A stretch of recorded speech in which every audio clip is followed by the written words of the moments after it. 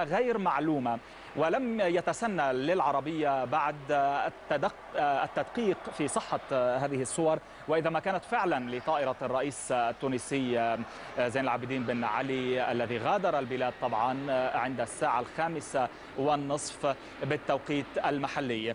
على أي حال إذن هذه هي الصور، هي طائرة رئاسية، ولكن يعني للتدقيق المهني أكثر وللواجب المهني لا يمكن أن نؤكد، لأنه ليس هناك أي مصدر أكد لنا ذلك بأن هذه فعلا طائرة الرئيس. يعتقد بأنها كانت طائرة الرئيس زين العابدين بن علي المتنحي طبعا عن السلطة، ورغم أن هناك بعض المصادر القانونية يعني ترفض مصطلح المتنحي وتقول أنه قانونيا لم يتنازل عن السلطة.